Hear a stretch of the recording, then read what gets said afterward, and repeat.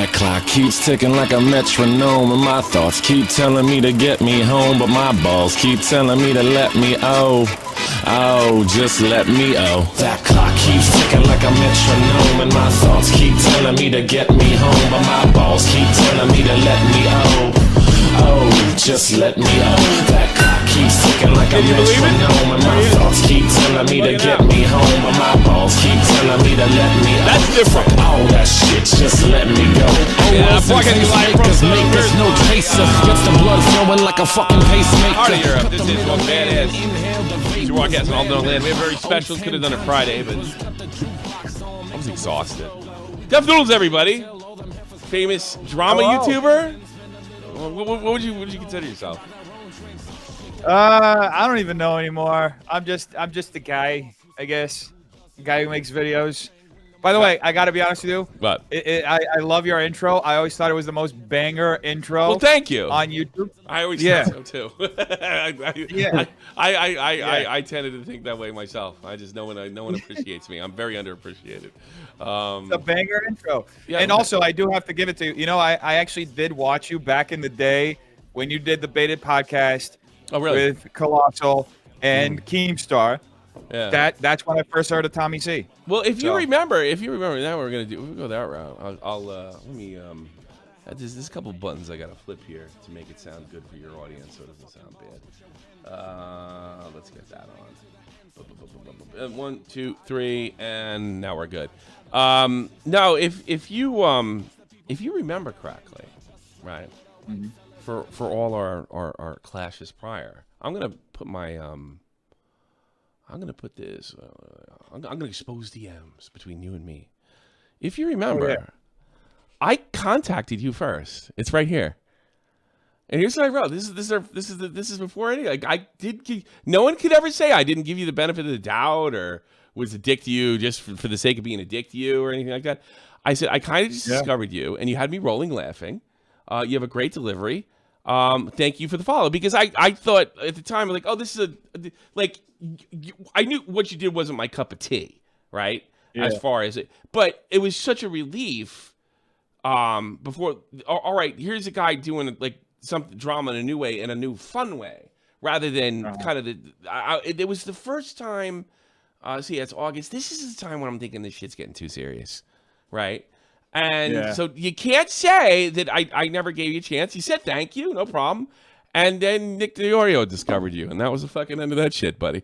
I'm really bad at explaining I do have to hand it to Nick, things. and I've said this numerous times. Nick, when he makes a video on you, he's usually he does his homework. He is, very sharp.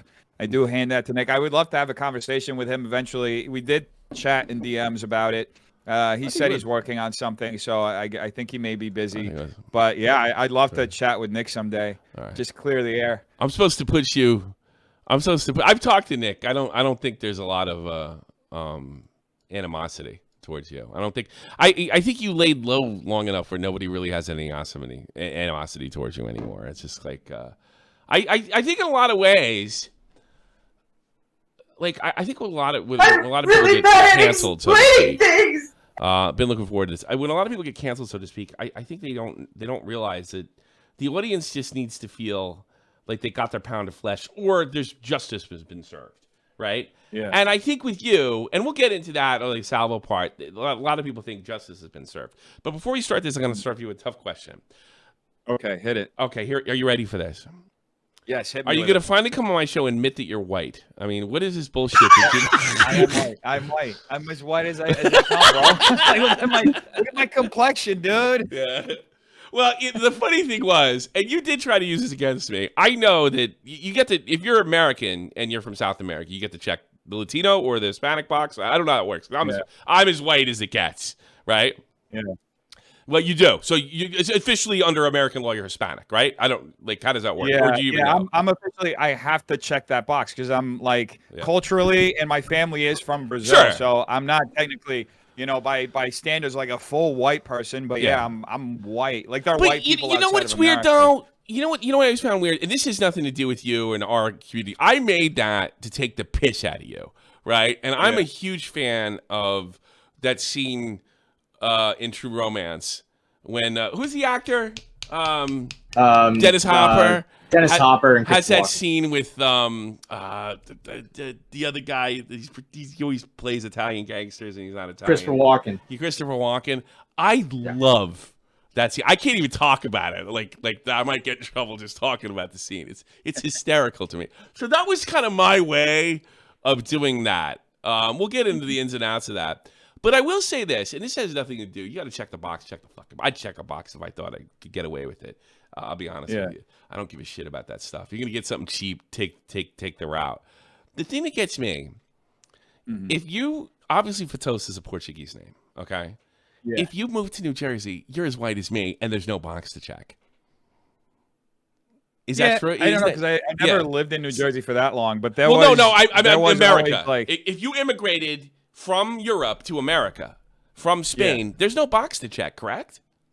No, there isn't. No, you're right. Yeah. If you're like European and you go to America, there's no box to check. I think it's like specifically like a Latin American thing because there are a lot of people who immigrate illegally from Latin America here, and it's almost like I don't know. It always felt just being completely honest with you, it always felt so weird to me that I even had to check that box because in Brazil you're like just Brazilian. Like, people don't really like categorize by race. It's just it feels like a uniquely American thing. It is because because of slave, we're hung up on race, in an unhealthy way. It probably goes back to slave times, and it's like America's original sin. But that's what it is. But in like Brazil and United States, especially the way it looks like on the street, it doesn't look much different. It kind of looks the same. People are all different colors, and they come all different backgrounds. But I think people you get a brown, black, and a white guy, they all see themselves as Brazilian. Is that more so than I even think Americans? I don't like your last name's Fatosa. That's clearly a Portuguese name. Okay, you don't go around saying I'm a Portuguese Brazilian like I say I'm an Irish American. That doesn't exist down there like that, does it? No, there's no hyphenated Brazilian. You're just Brazilian. You're just Brazilian. I think it's more healthy. Yeah. Like, we don't do that in the States. It's a lot, especially in the East Coast. Like, where I'm from, everybody's like Polish American or Irish American or African American or Puerto Rican first, even though if you're Puerto Rican, you're like 100% American the day you're born. It is kind of weird. But that was kind of my play on that. What ticked me off, and I guess this is more of a why question. Why did you try to twist that as me being a bigot? When you're a comedian, you come from a comedic background, and I know things have changed over the years, right? Why would you twist it to something like that? Because it's clear that to me that you're pandering to an audience that finds any kind of racial comedy bigoted. Why didn't you it almost seems like if you laugh at that joke, you're on a better path for getting along with everybody. But I'll let you speak now. Yeah, so I think, and I even talked about this in my interview with Augie and Bo Blacks, and I think that part of the thing was I just had this like really profound misunderstanding about all that shit. I had this really black and white, political, CNN-minded understanding of how all this shit plays out and the politics of it on the internet. I think that over the years, I started seeing more of the nuance of it. And definitely that was an absurd like misstep on my part just for labeling it that because honestly, like you said, I come from a comedic background. I've seen people say all kinds of fucked up shit, but I guess in my mind I distinguished it from the stage versus where it's being said on social media because in the stage I see it as performatively, right? And I didn't understand that on social media, and I totally fucked up in that sense, and now I see it with a lot more nuance. Like, if you threw that at me today, I'd probably just laugh at it. Be like, oh, yeah. Well, because we're going to get into that. You definitely want to go. But, I mean, you're in your late 30s. Like, was there some kind of – there must have been – you spent enough time in the States. You spent enough time. You didn't see, like, Carlin. I mean, Carlin's used the N-word before, and – or were you like it felt more like you're trying to get in a bandwagon and trying to appease an audience that could bring you a lot of money. But they always end up beating you in the end. There was definitely towards, I would say that I realized the bandwagon thing.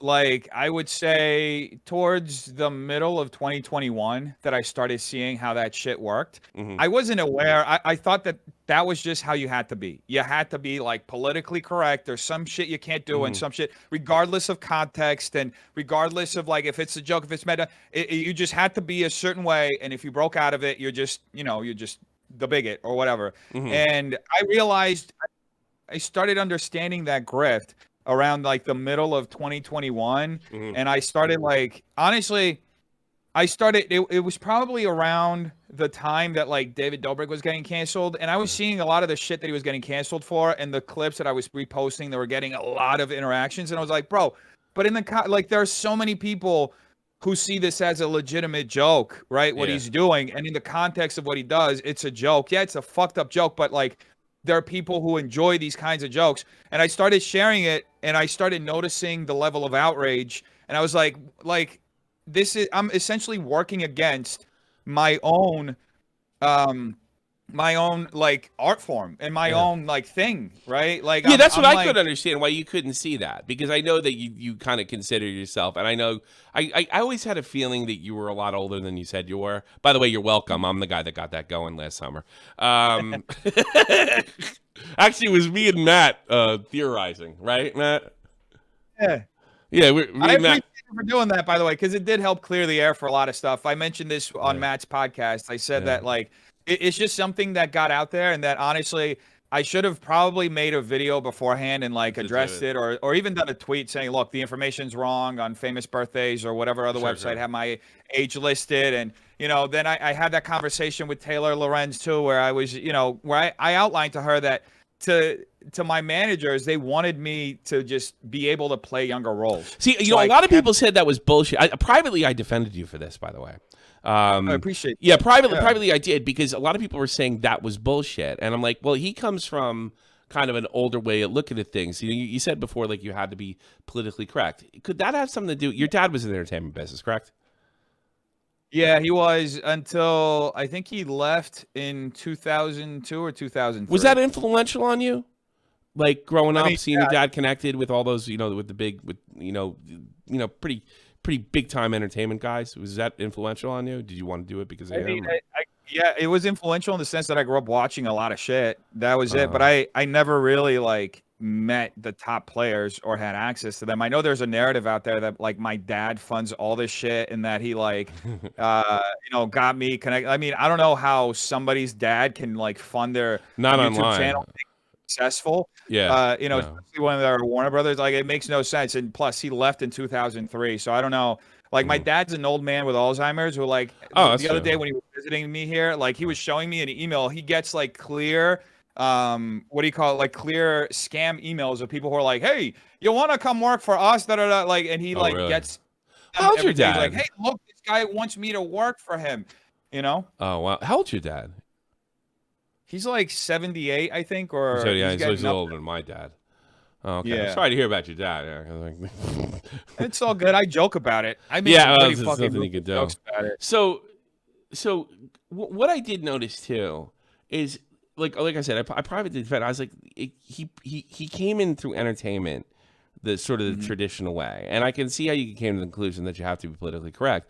It was almost like watching sort of a normie. Like you don't have to be, although it's changed a bit since 2016.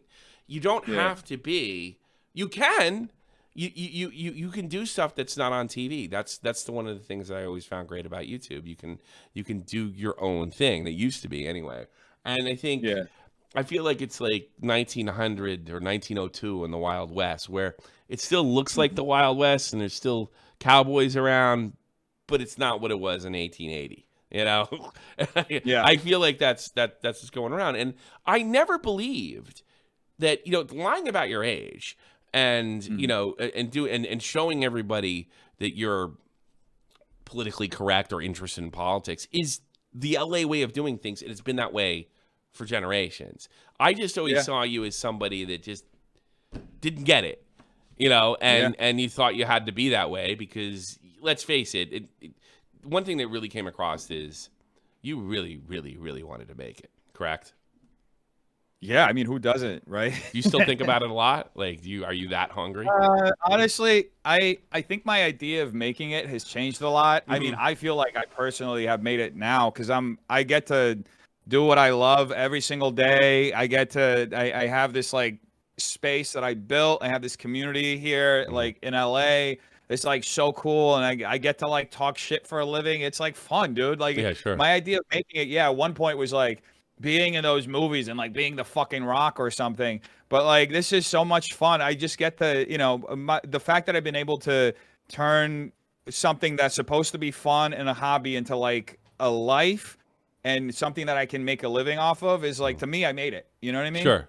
That's it. In order to feel that comfortable, did you feel like you had to get humbled a little bit? Because I can say the same thing. 100%. You know, and I did get humbled last year, and I still feel like every day I get humbled in different ways because what happened last year was like definitely like a humbling through social media, like a public humbling. But I still like there are things that happen every day in my business that I see that like just kind of remind me of why I do what I do, right? And it like helping, whatever it is that I get to do, it just reminds me of like why I started doing this shit. You know, do you think you forgot why you started at some point? Like, I think at one point I did, yeah. Especially like when I was in the pits of like getting involved in all that drama between H3 and Keemstar, and like that's one of the things I regret, like ever even getting involved in and taking sides and all that shit. Yeah, I just really wish I like because that's between two grown men, and like I just feel like I got like wrapped into it because like they talked about me on. You would have been the first guy to have done that. Huh? You hated Keem, so because you were not afraid to go to war. I mean, you definitely were. Yeah.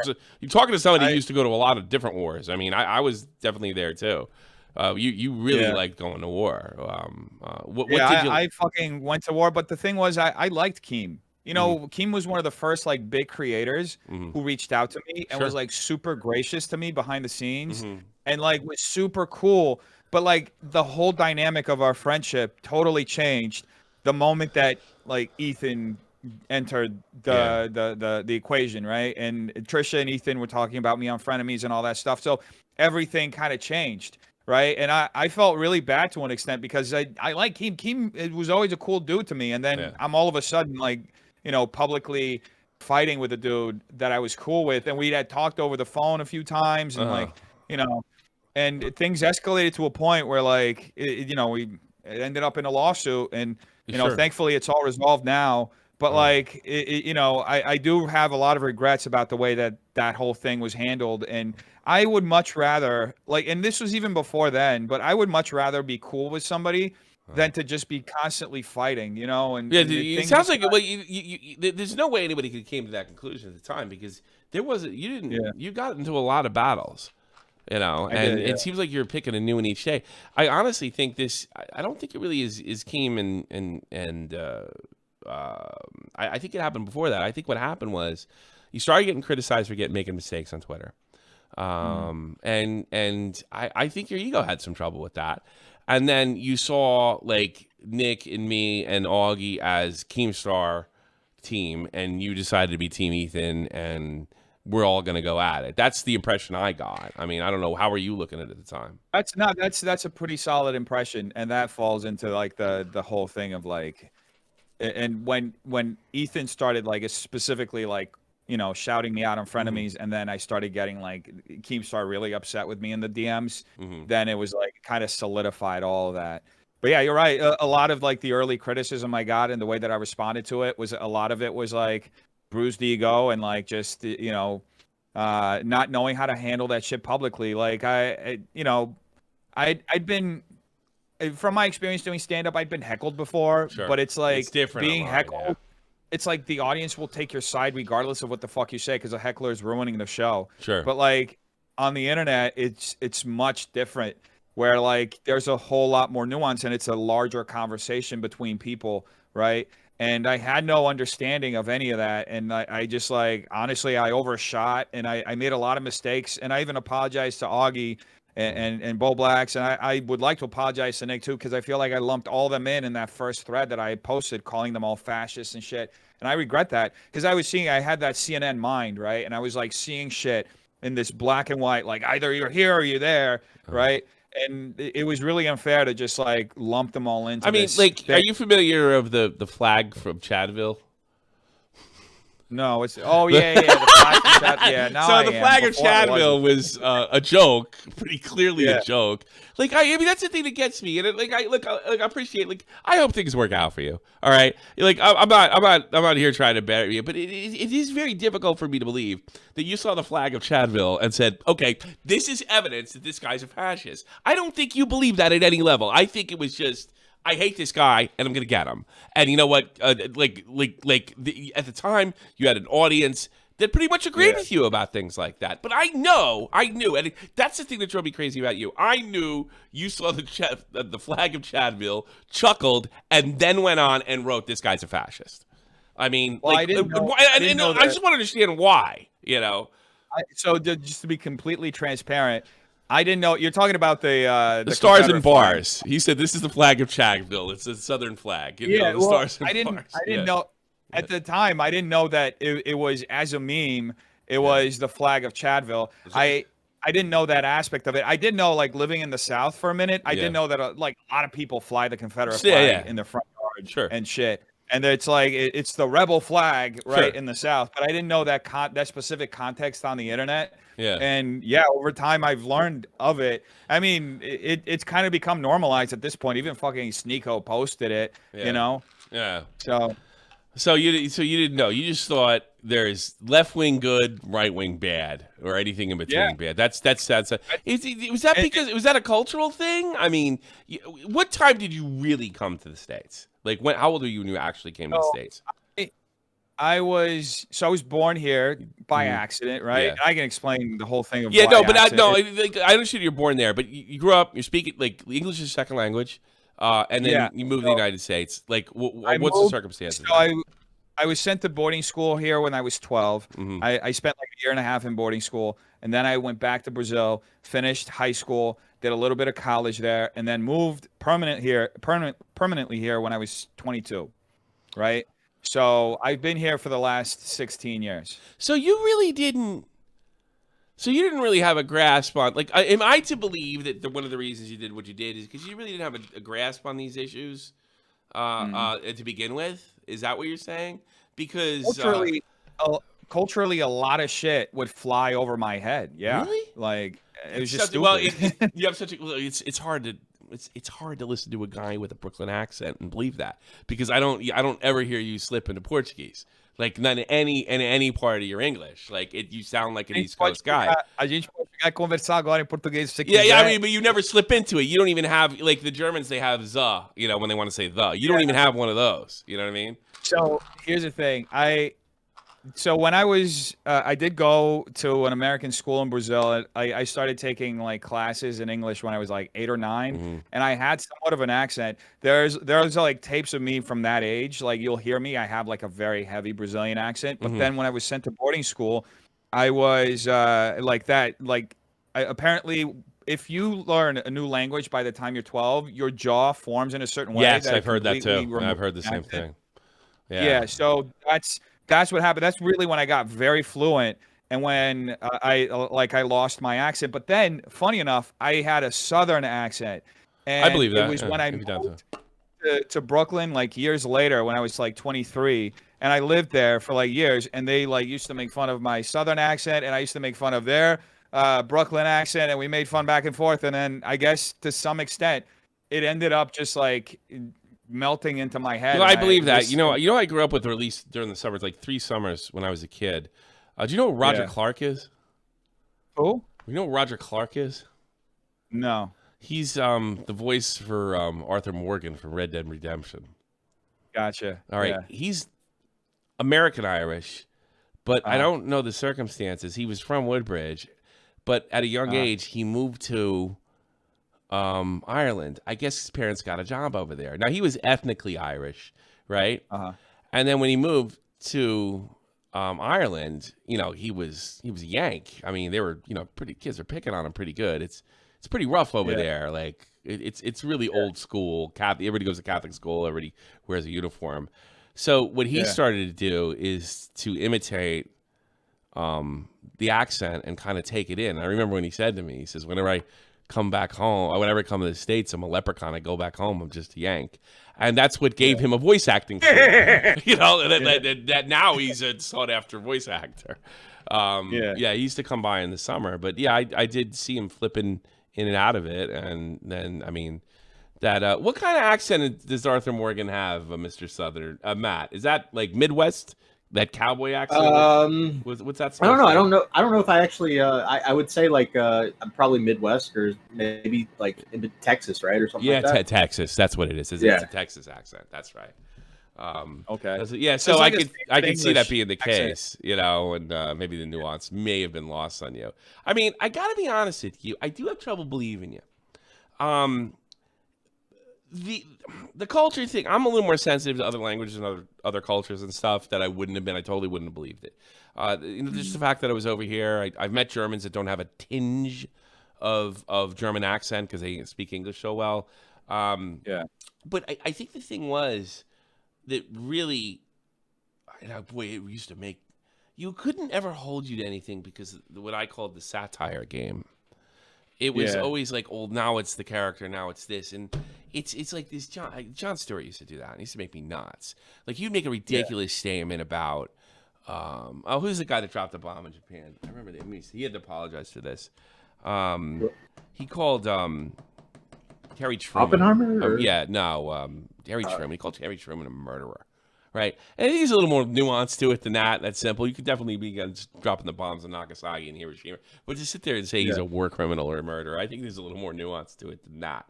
And I remember him saying something to the effect initially before he apologized, like, "Well, that I'm a comedian. You can't really hold me accountable." But wait a minute, you're holding everybody else accountable in politics. Yeah. You did that a lot, and I tell you something.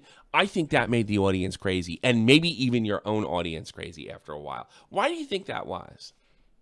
So I think that, honestly, it started out as a joke that went too far, and I honestly regret even doing that in that way, because what ended up happening was there was an overblown, I get comments like this all the time, like, I missed the Minecraft cat, put the ears back on and all this shit, and there was an overblown, like, aspect to this personality that I was playing that isn't really who I am, right?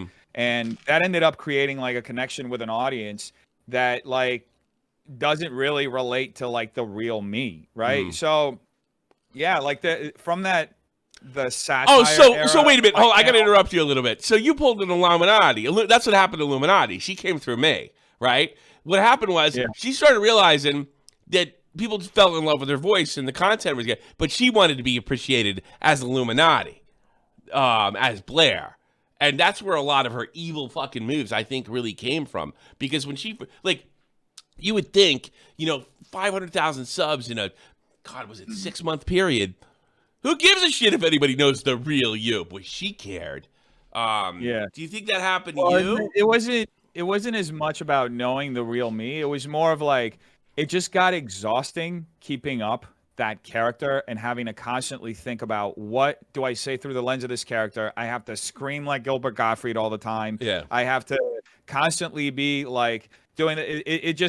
It felt like so much work to maintain that. And it's just so much easier to just be me here, grounded like this. It's easier to make content from here. It's easier for me, like, if I get challenged on anything, then it's easier for me to have a conversation like me than, like, as the fucking other character. Because that was always one of my concerns, like, how the fuck am I going to have conversations with other creators if, like, I have to be this bombastic fucking weirdo that I play on this channel, right? Well, how are you going to do that if everybody's a Nazi? I don't want to talk to Nazis. Exactly. Everybody's fascists. I don't want to talk to fascists. And like that was part of it. I just wanted to make it a whole lot easier for myself to make content. And you know this, like, I mean, you're here as yourself, right? Yes, there's an entertainment aspect of your channel, but ultimately it's grounded on yourself, right? Yeah, like it was built to myself. But I mean, a super extension of myself. I don't think it's it's not. I've been honest with the audience. It's not 100. I do not scream and In my real life, I've never wished AIDS on anybody. I mean, that's pretty over the top. Here I have,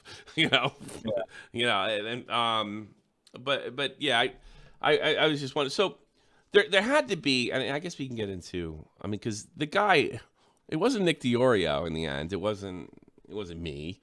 I actually got bored with you quite quickly, because there was nobody could seem to penetrate it. The closest was Nick. It was Salvo. Salvo really got you, so to speak. What was, before we get into Salvo, what was the moment that you're like, and how did you come back? Because that's what I want to hear. I think it was because this is what's going to make people believe you or not. Like, at what point did you like hit your lowest and say, "This sucks"? This is terrible. Yeah, this is not what I wanted. Which I believe, that part. I believe this. You wouldn't be here if that's what you wanted, the result you wanted. I do think you would have kept going if it had worked. Well, but here's the thing. What happened? Yeah, personally, there were several lows. And there were several lows. I mean, I think the first one was that debate that I did with Papa Gut. That was like that first debate that I did with him was like a huge low. Mm-hmm. There was the time that I made a joke about Rich Lux falling down the alt-right pipeline, and I was like, fuck, like I need to, seeing how that like resonated with people. Yeah. I was like, fuck, I need to like, I can't just keep doing the one-liners. I need to be able to like explain myself more thoroughly so that people understand my thought process and not think that I'm just like throwing out bombastic statements. Because it sounded like you're trying to cancel everybody. You weren't just reporting; you were trying to cancel people. That's what it started to feel like after a while. That's really ultimately, and that also gets really tiring after I imagine. a while. I believe that because you're like constantly, like you said, you're constantly going to war, right? And then another low was, I had that whole week where I had all those situations with Papa Gut, and I made a lot of missteps, especially on Twitter. Things I posted that were, I didn't do my research into them, and I ended up posting some hurtful shit. And, as far as like saying he looked like a pedo, saying like, saying that like the t-shirt I made, like all that shit was like, honestly, if I could take all that shit back, I would. That's is that the moment? I mean, that was another low. There were like several lows. What was it about Papa Gut that bothered you so much that brought that out of you? Because that's really hateful. Some of the stuff you did with Papa Gut was he's fucking annoying. No, that's a different story. Honestly, I think at that point, when it got to that point, I just felt like I was so pushed against the corner that I was just like trying to just like, I was fighting for my life with the tools that I had given myself over the last 2 years, which were just essentially being as aggressive and outwardly combative as I could with a bunch of like-minded peers who just make content on the internet, right? Mm-hmm. Like, and I had noticed this at one point that all I was doing was alienating people by doing all this, right? So, yeah, this was happening, and then the Salvo stuff kind of came in and was just the climax of that. It was just the materialization of all this shit that I had thrown out there as far as negativity over the course of 2 years, which started with Augie and Nick and all those guys. It was essentially just the materialization of all this shit that I put out there, just coming to fruition in a place that I had invested all of my life into building. And I was like, yes, at that point, I think it wasn't the lowest of the low because I would have other lows after that. But that was one of the moments that I was like, okay, I have to do something to change. Like, otherwise I'm going to lose everything. And everything that I've ever tried to do is just going to be over permanently. And I knew off the bat, like as soon as I got up on that stage and that whole interaction happened with Salvo where I pushed him, I knew immediately that I had fucked up. And it's one of my biggest regrets. I told Matt a few days ago that I shouldn't have touched him at all. I could have handled that whole situation a whole lot better. But yeah, I mean, it was misstep after misstep after misstep, bad decision after bad decision. And it just ended up blowing up in the way that it did. And honestly, it gave me, seeing the positive of it. If I hadn't gone through all that, I don't know if I would have changed. Yeah. To be honest with you, if I hadn't been forced to just have to live through all that and like have like a bunch of people in front of me in this establishment that I built with like so much love, have all of them so angry at me, and like seeing that in person and then seeing the reaction on Twitter. Like if I hadn't lived through that, I think, you know, I would have probably continued to be enabled specifically by YouTube and the way that videos are monetized. I would have been continued to be enabled to keep making that kind of shit. So do you think like, I mean, I do think you got. I think nobody gets even internet famous the way they want to. I think very few people get famous the way they want to, except unless you're like Michael Jackson or something. You know, where you're that talented, you're gonna pretty much do whatever you want to do. But very few people are that talented.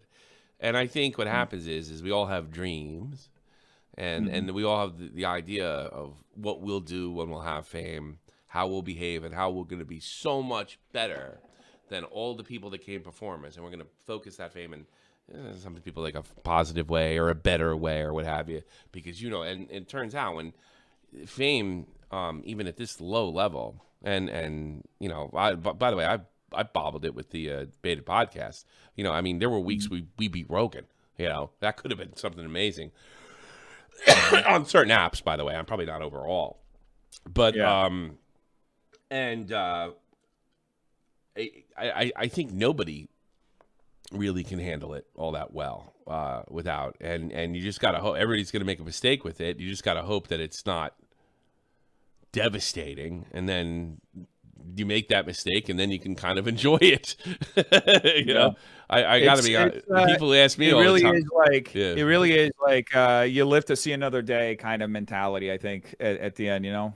Yeah, Red Bar's watching. What do you think about Red Bar? I don't see. I've Red Bar to me like I'm I'm afraid I'm gonna get roasted by him or something. I've tried to give him a chance, like just forget for any kind of drama or like the comedic wise.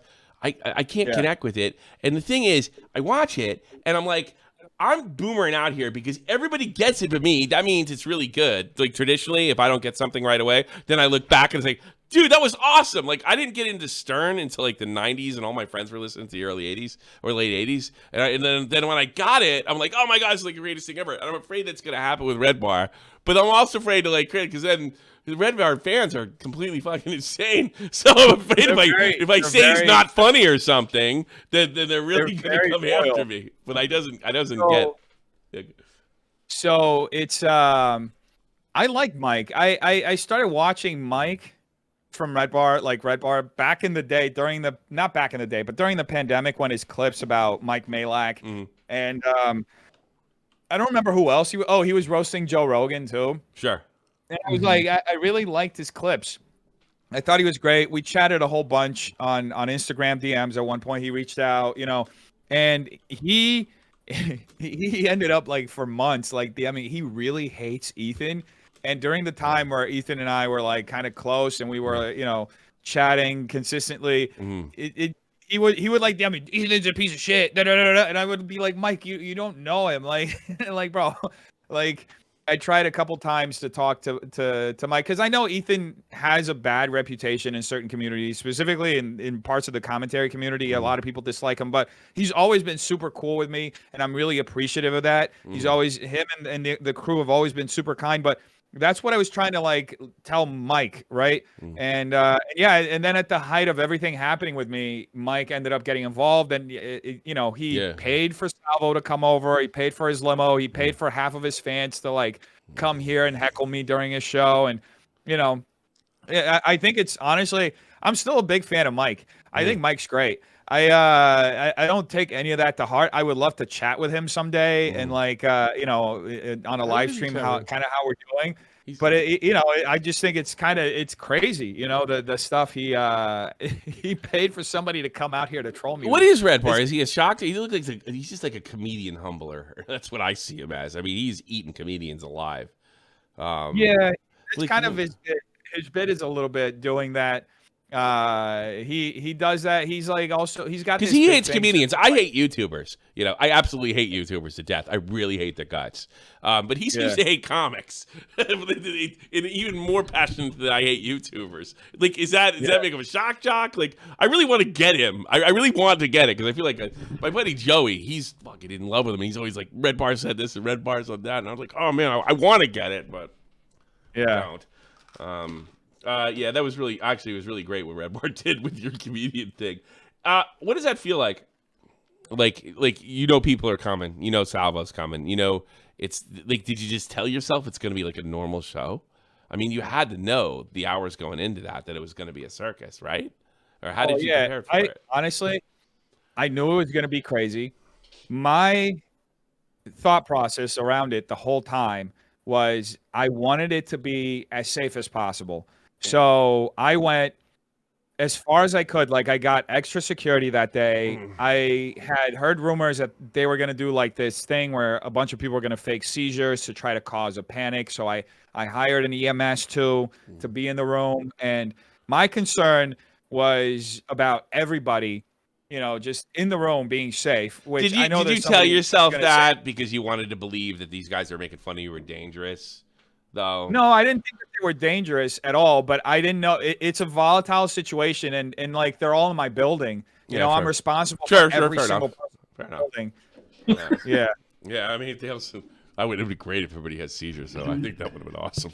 I mean, like, craziest scenario, a panic could be incited and people could be trampled, right? Like, that's worst case scenario. Yeah, but I mean, the odds of that are pretty slim. I mean, in fairness, I would be wary of people like Jessica Pizzle as well. So I get where you're coming. That's right. Jessica came up on stage. Jessica Pizzle and Abby Blackburn. I had to go watch Nick's video. I didn't really go back and watch it because I just I stopped hating Def. I guess a couple months ago. I knew he was out trying to make friends with Xylee. And I think Xylee asked me. I told her not to talk to you. I think she didn't learn a fucking thing. And I forget what exactly I said. I don't know. I don't know if you learned a fucking thing or not. Not talk to me. Was Xylee not talking to you? She still listens to me. Huh? This was like back when you first reached out to Xylee. When you first reached out, I told her you're full of shit. I went on her podcast. She was very, very nice. I really do. Nice. Xylee's one of the people that she was one of the first people to be like very friendly with me in the commentary community outside of the space that I was in. And I think that during the whole the beginning of the comedy club and everything that was happening, I think that I made a few mean-spirited jokes about her, and I apologize to her for it. And she was one of the people that I wanted to make amends with because I feel like she was always really cool to me, and I just wasn't really cool. It sucks back that you have to be nice to everybody. I want to call Xylee an old bat, big mouth old bat, and I can get away with it. But you can't. You have to be nice to everybody for a couple months at least. I like Xylee. She's I like Xylee too. Cool I like everybody. Even even some of the I think that's another thing you didn't get. You mentioned a lot of YouTubers why don't we just support each other and love each other? I don't think that works. Yeah. I think because you do that, then it becomes you end up pyrocynical and you overlook somebody getting fucking hanging a 23-year-old going out with a 14-year-old girl, and you just whoops, I don't see a thing. I don't know if it's really healthy to have open talk videos and we're all friends, because I've seen that too. And what happens is everybody protects each other. Because everybody's got something to lose if the other guy goes down. So I agree with that. I think that it's important to be supportive of each other, but I think it's also important to draw boundaries. If somebody's doing something fucked up, like the pedophilia shit, fuck that shit. Get that shit out of there. It's got to go. But you don't necessarily have to be a cop either. I think a lot of YouTubers, they see themselves as pedo cops, and they usually make a bad situation much worse than it needs to be. And I even got that somebody will send me a story. I'm sure this happened to you too. And they send it to you in a way that you're almost afraid not to cover it. Now, I've learned how to deal with them. And I have a format that here's how you deal with them. Don't do YouTube news. That's how you deal with them. I don't know how to do this. Go fuck yourself. Don't do it. Just don't do it. No, I still have people Joe Blow's Discord? Yeah, well, some girl's getting molested. I'm like, really? Call the cops? Yeah. Yeah, like, I don't know. Yeah, but you have this platform and you could stop it. Like, no, I could probably get in a lawsuit. Yeah. That's true. Yeah, it gets sad, but you do. I guess it's like you do feel. I still feel some responsibility to do something for some people, but I started like it got to the point where I'm doing the stuff that the same reason I hate celebrities too, like real celebrities. I hate their guts. They're bad people. They're probably all Epstein child molesters, whatever. Kidding. Yeah. But like I hate being lectured by celebrities because they've long lost in touch with their working class roots if they've ever had any to begin with, And but I do understand sometimes how they get on these, and I'm probably why you did too, get on these kicks to help people, so to speak, because you do feel like, wow, I don't want to sit back and do nothing, and if I could stop something, I do. But the problem is misplacing your empathy, so to speak. And then also there's a fear if you don't act like you're empathetic to absolutely everything, you'll get canceled for not caring, about something performance. So it is kind of rough both ways. I want to get into the lawsuit a little bit. I want you to be honest with me. You ran out of money.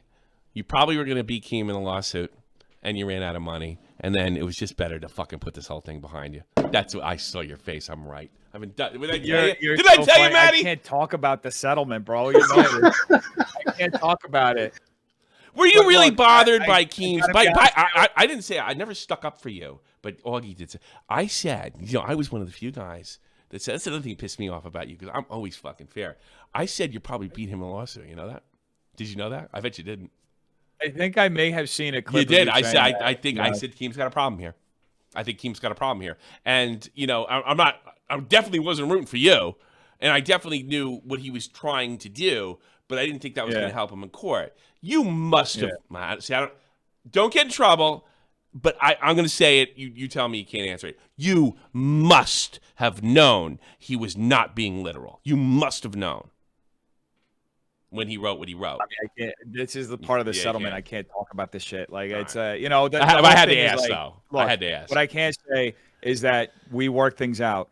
And I'm really happy that we did. And honestly, this is the best outcome for both parties. Because here's what I think happened. You couldn't have kept this. You sit there and smile. I'm going to talk here. All right.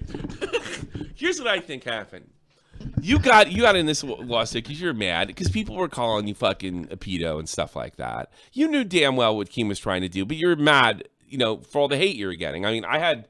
I'm really bad at explaining things. Pissed on children at a sauna or some shit like that. I know how that feels, and I know how angry that can make you.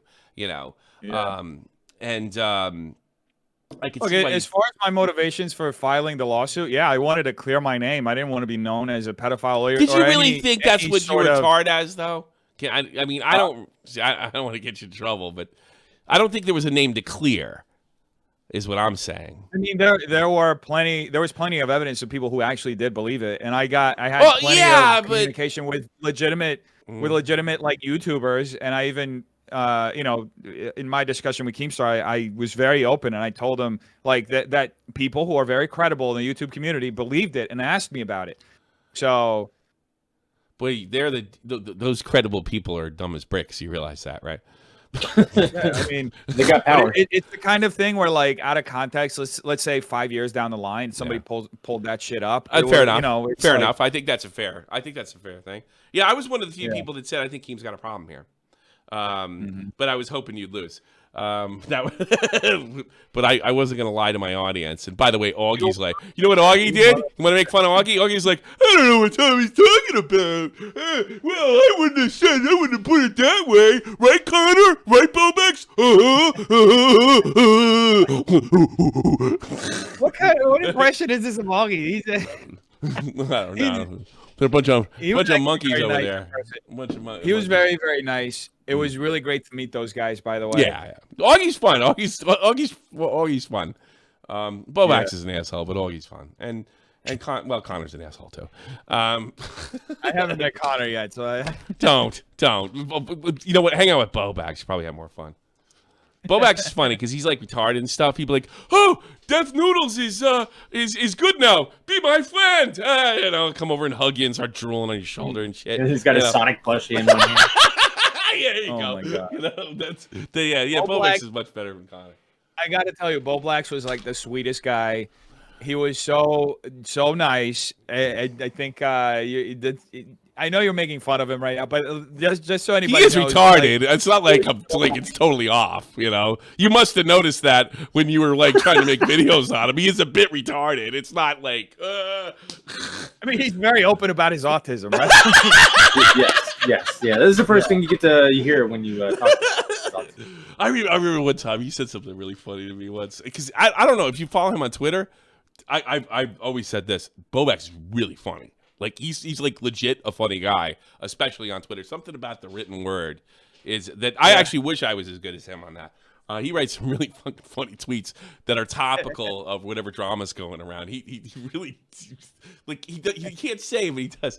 But he said something to me once. I remember we were in some chat, maybe with he goes, you know, I kind of wish I hadn't told everybody I was autistic. And he got kind of poetic about it. Like, yeah, it was probably a bad idea. But you wouldn't be autistic if you didn't do it.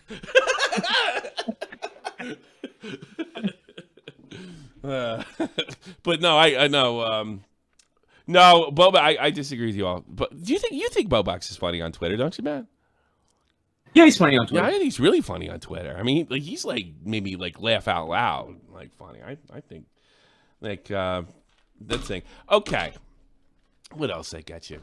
You obviously see. Here's the thing. Here's what I think happened. I think you figured out you couldn't afford it. You, like I said, you just sit there and smile. Keem probably was told there's a really good chance he'd lose. You guys got together and said, let's fucking settle this. And there was an agreement made, right? I'm gonna say we're cool. And you're gonna do the tour, and you're gonna get back on the horse, and that way it's like a win-win for everybody. I get to drop this lawsuit, we get to pretend we're friends, and look at you smiling. I'm fucking right about everything. You know, I have the most accurate. You're so funny, bro. Yeah, right. Yeah, and it's like, yeah. I wish, you know, maybe when Keemstar and I are together. I mean, we got to do a couple of episodes of a podcast when we chat, maybe we'll see how much we can say about this shit. Sure. You know, I like being transparent and forthright about everything. I'll talk about anything. But yeah, I mean, you know, sure. Let's see when we do our shit together. Maybe we can chat one about day it. you guys could come clean about it. I don't expect you to fucking get yourself in. You should call your podcast "Pleading the Fifth." Pleading the Fifth. Yeah, right now. Is that on now, or are you guys? Are you really going to do the podcast? It is, yeah. It's on. We just gotta set the dates. I mean, I just reached out to him earlier today. I'm going to Nashville for the Misfits thing, so he's going too. So maybe we can shoot something while we're there. Mm-hmm. If not, we'll do it. All right, now I can ask you because I pretty much. First of all, I'm right about you. So it doesn't really matter. I don't really care what you say. Let's talk about some more important shit.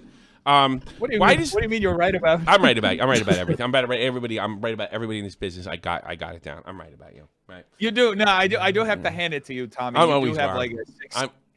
like a sixth sense when it comes to stuff. I would say like as far as being a savant, you're batting 500. Yeah. Okay. Well, 50 that's not so great. I would have took 700. Here, this is probably the most important question. Why does Brazil suck at soccer now? What happened? Oh shit, bro! I don't fucking know. Like we're like, 90% of these guys are just out in like Europe, just like fucking getting loaded all night and playing. Like did you see the Neymar's like latest like scandal? Like he just got somebody else pregnant, and his baby mama lets him sleep around. And these guys aren't worried about soccer. They're just Neymar's always doing something. He's not really focused on football anymore. That's the problem with Neymar. Yeah, but no, I mean, if you really go back to 2014 versus Germany, the 7-1 victory, it really hasn't been the same. When I was growing up, there was nothing. When you saw that uniform, that blue and yellow uniform, you knew you were in for some magic. And not that you don't see it anymore as far as the magic, but you don't see the wins with the magic anymore.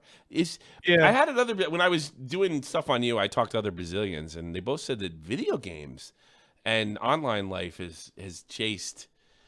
You always vision the Brazilian kids with playing in bare feet and a dusty ground, doing all these like crazy tricks. What do you think? What happened back home, or is it just this is just a normal lull? Germany's going through a lull right now. I think honestly, there's definitely a change in like priorities. Like when I was growing up, like LAN houses were like the thing. We used to go and play Counter-Strike at lunch. I'd skip class to go play Counter-Strike at these like LAN houses, and I think that video gaming is like really a big part of Brazilian culture. Some of the top Twitch streamers are Brazilians, right? Yeah, it's true. No, you're right. Yeah. So I wouldn't be surprised if there are more Brazilian kids playing COD and like other video games than soccer nowadays. Yeah, it's just like, are you because you're you Santos fan or? No, I'm Corinthians. Who are they? I don't know anything. I don't watch. Corinthians. They're I don't know if I should. I don't know how to pull it up. Santos is like that's Pelé's team. That's Pelé's team. Like, that's the only team. My hometown is São Paulo. So São Paulo has like 4 major teams, right? Uh-huh. There's São Paulo Futebol Clube. There's Palmeiras. There's Corinthians. And then there's like Portuguesa, right? And like a bunch of other teams that like have this fourth spot. But Corinthians is like it's a pretty big team. They have like I think the second biggest. See, I thought Santos was the standout because that was Pelé's team. So. They definitely Santos definitely has like a really strong team. They went a while without winning anything, but then they had like the Neymar came through Santos. Then they had Robinho. They had like a whole bunch of guys, but. There are certain teams that are just like Corinthians has like the second biggest following in all of Brazil. They're like the biggest one. And there's Flamengo. Flamengo in Rio is like a huge team too. Oh, Flamengo I've heard of for sure. Are you hardcore or is it just kind of side, right? Like right now I'm on a big kick. I was fucking hardcore, bro. You know how in Brazil they have like the organized cheer squads or whatever, like where it's just a bunch of dudes who get together, essentially hooligans. Yeah. They have that in Europe too. Yeah, they're the ultras. We call them ultras in Europe. Yeah. So like I was a part of one of those in Brazil. It's called Gaviões da Fiel, right? It's like the Eagles of honor or some shit of faithhood or some shit. Yeah, it was. You were an ultra. You got involved in an ultra crew. Yeah, I mean, I was like, bro, I was fucking like, I was really, especially in high school. But then at one point, I just saw that it was just like, I don't know. I had like shit happen to me at soccer games in Brazil, like getting mugged, getting beat up. I had friends just like that's a part of being an ultra. Yeah. So you're like, fuck that. Do you still watch? Do you watch in Europe? Do you get MLS or like what are you into or just? I haven't really been following it as much as I should have. I did follow the World Cup though. My parents are like, they like are obsessed with it. I haven't been really following it as much as I used to. I remember around the time that I kind of stopped following it as much, I think was 2000. Was it 2006 or no 2002? When Brazil won it the last time against Germany, it was like 3-1. I think it was a comeback from behind. It was like 2002 was Korea. Yeah, that was Ronaldinho's first introduction to the world. Everybody got to see Ronaldinho for the first time, and he blew everybody away. Yeah. He fucking killed it that World Cup, but that was like the last time that I was like really into soccer. Yeah, I kind of like. I love it as a sport and I love watching it, but it's just, I have other passions that I pursue now. Joey, that wasn't his big debut. I mean, he must have played on other teams, but that's when he got world famous, right, Joe? Joey's like, no, he wasn't. He's a fucking drunk Englishman. He's probably. So everybody knew who the fuck he was going into 2002. He played at Barca. He was pretty big at Barca at the time. Was he at Barca? That's the thing. I don't even think he was on Barca at the time. No, he was. He was? All right. Well, then he's right. I don't think he was. I don't think he was at Barca at the time. That's when I first heard him in 2002. And like this is like the second coming of Christ. The only problem with him is he liked partying and drinking too much. Otherwise, he would have been Messi or Ronaldo. Oh yeah, but he had a moment that he was like the greatest for like 3 or 4 years. He was like genuinely the greatest, and then I think he went to PSG, and that like died down a bit. Yeah, well, that was when he really started. The thing with him was he could have been like the greatest of all time. He was the last guy that could like. There's one thing to be able to do those tricks and play street ball, so to speak. Yeah. It's another thing to be able to execute it in the highest level, and he was the only guy that could really do that. You see other guys, even Ronaldo, you know, like he does it in bits and spurts. Like every time Ronaldinho got the ball, it was an adventure. He was a genius at doing that shit, and I mean, one of the. It was just crazy because all the time you'd see him doing like something insane. One of the viral videos. This was even before YouTube. I remember this was getting passed around in emails in Brazil. But he had this like they gave him. It was like Nike giving him soccer cleats, and then they're like gold-plated soccer cleats. He takes them out of a box. He puts them on, and then he's just like juggling a soccer ball. And then he grabs it from the top of the fucking box, and he like kicks it, hits the top bar on the goalpost. Yeah, I saw that. I think that's fake. I don't think that's real. I think the first it is 100% fake. Yeah, but that was like, I remember at that the time. Yeah, I know what you're talking about. It's so unbelievable that people were like, "Holy shit, this is real!" Like, I just seem to remember that. All right, are you married?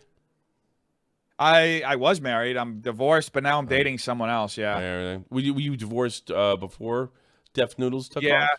Or... I got divorced in like 2016. Or late 2015. So did you have any money back then, or did you get money afterwards? I mean, I was working at the time. I was working as a video creator in New York, and as a sketch writer. So I had jobs and stuff. I wasn't like particularly like wealthy, but I was doing well. I was living in New York. Had a 1-bedroom, a whole floor in Bed-Stuy of a fully renovated brownstone. You know, and I had money to like live relatively well. So. Oh, really?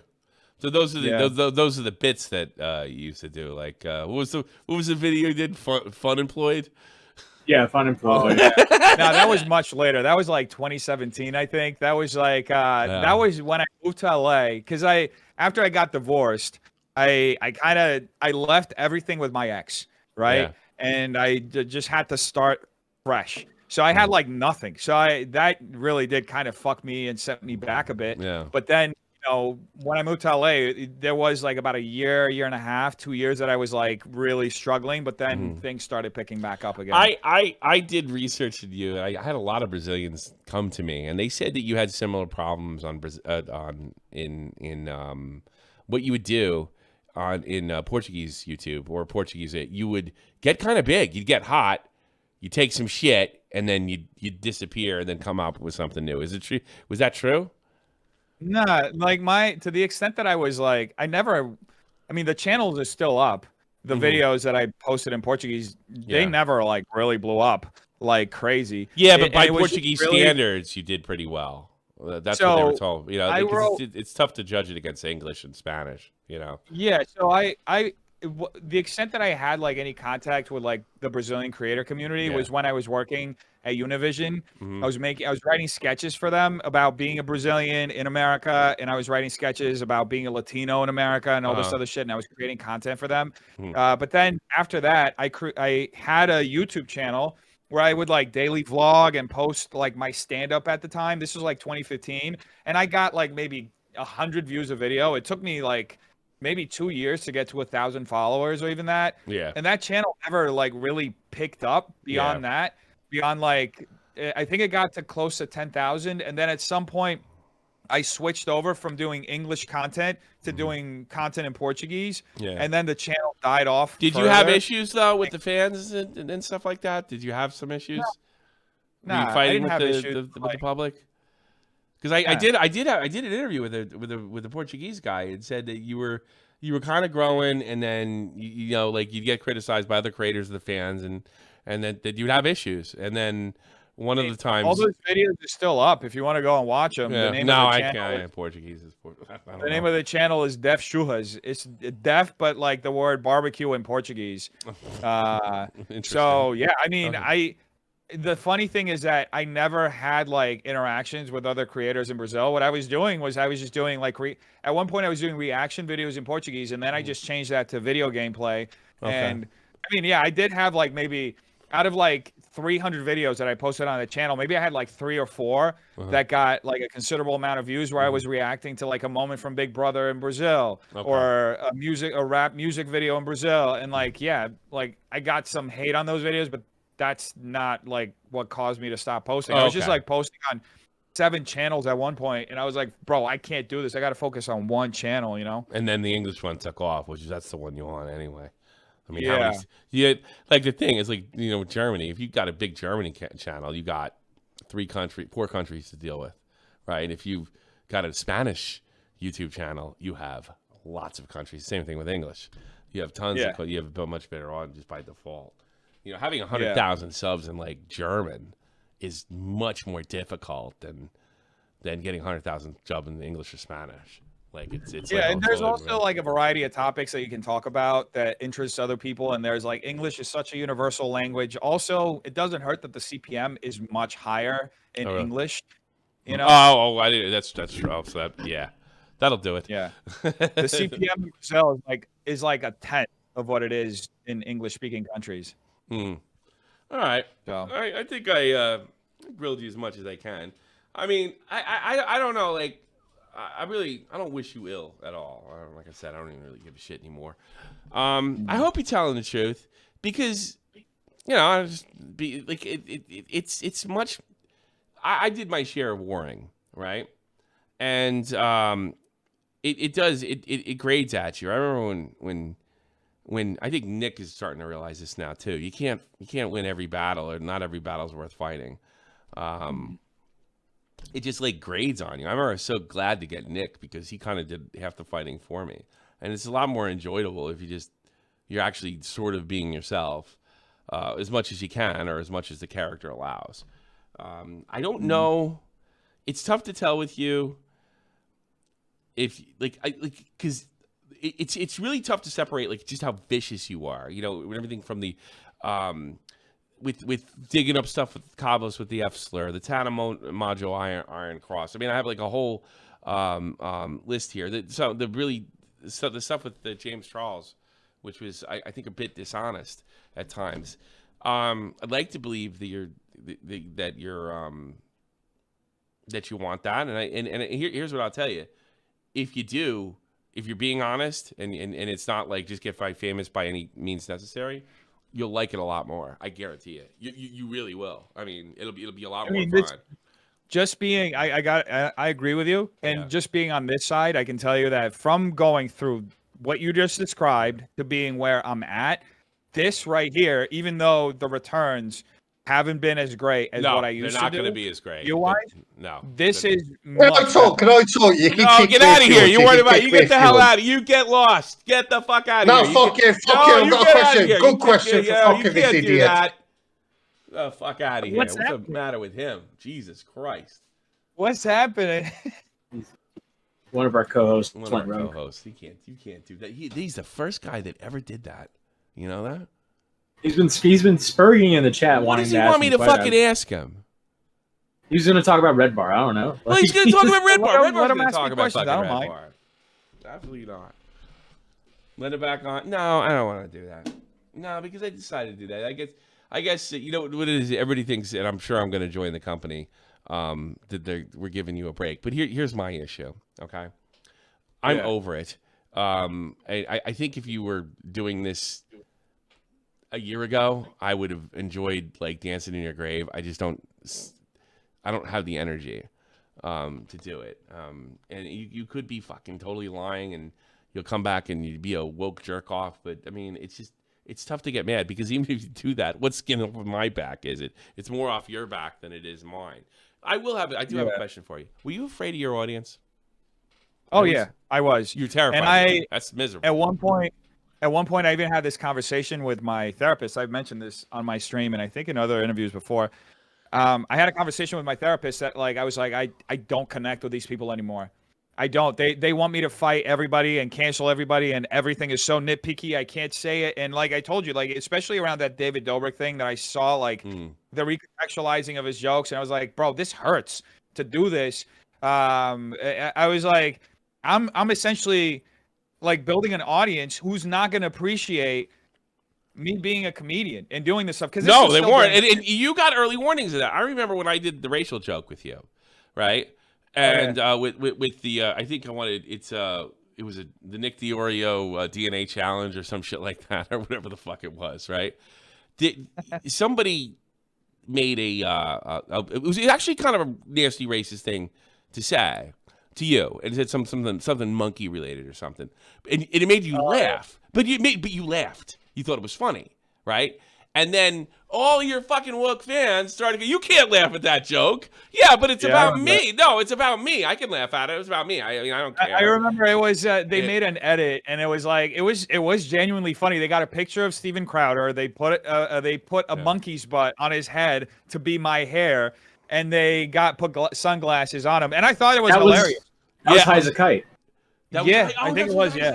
That was high. That was one of our guys. That was high. That was one of our guys. All right, that was high as a guy. But I could see right then and there that you wanted to be, I guess allegedly what you're trying to come off of is now, and then it's like, and you did. You surrendered. You're like, all right, fucking yeah, that's right. It's racist. Blah blah blah. And you like that should have been a tip off, right? Like I don't understand. Like I look at Ethan, right? And he, consider yourself one up on him. He's never figured it out, not for a second, right? And he would be, I see him trying to be, because he listened to Stern like I did. He's, he has a, he has a similar, used to have a similar sense of humor to me. And you could see him just he's miserable. He's absolutely fucking miserable. That's what I don't understand. For people in entertainment, there's supposed to be a certain amount of joy in it. If you go woke and you're afraid of your audience, there's no joy in it. What happens? How does that actually turn out? I think it turns out the way that it did with me, honestly, because the minute that you try to reclaim your identity separate from what your audience demands from you, then you're immediately fucked. Yeah. You know? Yeah, I guess so. All right. Do you want to be yelled at by a drunken Englishman? Sure. Yeah. All right. Here we go. What word can he say? Because I don't. He's on Twitter. The N-word, the F-slur. I tell you, I'm going to put you on, Joey, and I'm going to let you talk, but don't you do it. You shut up. Don't you do anything to get him kicked off of Twitch. That's not right, all right? You got it? No, I was going to ask him, fuck's sake, you fucking idiots. I was going to ask him actual questions. Jesus Christ. Like what? You can ask him one or two until I get bored of you. So you accused Red Bar of harassing you on Instagram, didn't you, last year? I think I did. Yes, you did. Why? Don't answer the question, Joey. Joey, I asked why.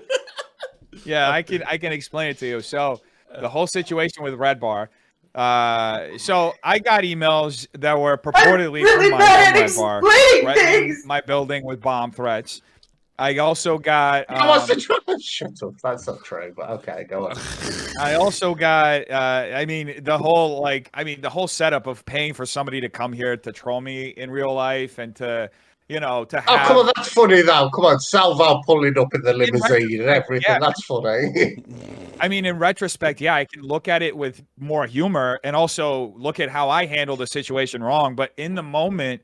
That's what I expressed. I'm not saying I was right in the moment, but I'm just explaining where that thought process came from, But I have clips of you that I could literally show to Tommy right now. Of you accusing Red Bar of harassing you. Yeah, but he's kind of come clean with all the other stuff, Joey. He said that he tried to cancel people. He said that he purposely pretended jokes weren't jokes. He's already copped it. That's the thing. Everybody's gonna yell at me oh, you weren't hard on Deaf Noodles. He copped everything. What do you want me to do? He copped everything. Let me finish. Let me fucking finish. Yeah, sure, go ahead. Fucking hell. Go ahead. No, I'm finished. Yeah, that's what I figured. That's what I figured. What am I gonna do? He copped everything. No, you're screaming at me now. I'm all lost. I had a business plan right here, man. But you're screaming Dennis, at me. You do realize if you're bullshitting me, they're gonna use this interview to fuck you over for the it's gonna be the whole video is gonna be me And I don't know how many videos that are out there that you see where there's always one clip. No, I'll tell you what. I have got. I am just fucking around there, but I have actually got a genuine question for Go ahead. Death Noodles. Go ahead. Okay, So, go ahead, Joey. Okay, you was with Ethan that entire time, and you were using him for views, obviously, to begin with. How was I using him? Well, not using it, but you were like on the bandwagon because you thought the wild train that'd get you the views. Yeah, that's accurate. Yeah, that was good. Yeah, and you kept going on and going on and he going copped on. to all this, And then Joey. all of a sudden, you realise he already copped to this. I think he did. Oh, for fuck! Yeah, but you realise like, oh, that's not going to work anymore. Well, let me ask you something. I got a better question. Are you still talking to Ethan? We chat from time to time. Really? I think we spent a few months without chatting, but a few weeks ago we did chat a little bit. I talk more to the guys from the show. Like I talked to AB too. So yeah, I wouldn't say we're besties. He didn't abandon you. He's not gonna Is AB's wife shagging Ethan? Is that a real thing? What? Is what? Joey, is AB's wife? Is she sleeping with Ethan? Is that a real thing that's going on right now? I'm gonna ask that, bro. I have no idea. Okay. That's okay. He knew he couldn't answer it. What's the matter with you? All right. See, what do you want? So you haven't, by coming back to us and just being cool with us, which I'm not wishing. I'm not saying do anything. I'm not going to do what Ethan would normally do, or he's not mad at you or anything. He's not, that you're chilling with us or anything. Because he has a big heart on for anything. I'm cool. I'm cool with Ethan. Like I said, I like Ethan. I like the guys at the show, but I also think that there's a lot of team mentality that plays into the way that social media works, and I partook in that. Yeah. Admittedly, for a long time. So did he. And I'm just sick of doing that. I want to be cool with everybody, and that's it. Well, YouTube. What would you say, Death Noodles, if I could get you an interview with Mike Redbar tomorrow? He might be. Oh, I love it. Let's do it. Oh, really? Okay. Yeah, he's willing to do it. No, I can organise it. So tomorrow night. This time tomorrow night, you would be down to do an interview with Mike Redbar. Yeah, hit me. What's the best way to communicate with you? Okay, Twitter, I'll DM you. Yeah, I've got you on Twitter. I'll DM you on Twitter. Okay. DM me on Twitter. Let's set it up tomorrow. Let me see. I'll text you my. You let me know what time works for him. My Twitter is Joey that JoeyThaGh. I was the one who got you on Gloria on the broadcast. So, all right, you guys taken care of? Yeah. How about you DM me so I can see you? Because I don't. I will. Okay. Cool. All right. We'll follow up then. All right. Yeah. Good. Because everybody wants me to blow Joey up, and I'm going. There you go. All right. Well, I don't know how to be any harder on you. I generally hope you're happy and your career goes. Maybe you blow up again. I'm serious. I just don't like. I don't like people that try to hurt other people. I'm like everybody. That's it. And you gotta. You gotta make friends with people that aren't fucking that great in this business. But you can always. The one person you can control is yourself. And I think this is the trick is, I think everybody's flirted with it. Everybody, even somebody like me, everybody's thought about, I wish I could ruin that fucking guy. And I think as soon as you resist that, you're just going to be happier. Because by the way, I'd be lying if I didn't ever, I felt that way before. I just, I don't think I went as far. I didn't go as far as you. I honestly, I went too far. Went too far with all of it. And, honestly, I think I had to learn some really valuable lessons and some really hard ones. I learned a lot of them last year. I'm still learning every day, and I'm far from being a perfect person, and I just hope to keep learning and keep getting better. And I honestly would much rather have these kinds of conversations instead of just having the fighting back and forth. To me, this is far more productive than anything I did over the last 2 years. Well, maybe we could put you on. It'd be funny to put him on low phones, right, Matt? Yeah, that'd be funny. Want to do love phones? What do you say? What is that? What is that? You just, people call in, we just exploit their sex problems. They call in with blood. They ask questions about dating and like stuff. Adam Carolla. I just stole Carolla's bit. You know, yeah. It's funny. I always think it's funny. Yeah. I'll put Dr. Def Noodles, Dr. Tiny come in, and then we let people spill. If you say tell me about your relationships, people will call in and they'll talk about it. It's really wild. It's like my lowest rated shows. Like I can barely break 200, but it's my best work as like a host is Love Phones, and nobody watches. Well, let's do it. Yeah, it's crazy. Yeah, it'd be kind of funny. We wanted to get Brittany Ventney, but I haven't heard from her, so let's put on Def Noodles. Let's do it that way. Let's do it. I'm down. All right. You know what? I think I'm going to call it a day. I'm going to let you off and let you go stream. All right. And thanks very much, everybody. I'll read Patreons off tomorrow. I have like a million things to do. Thank you so much, and take care. Bye-bye from SFTP. Appreciate you, man. Peace. Take care. All right. All right. We're done.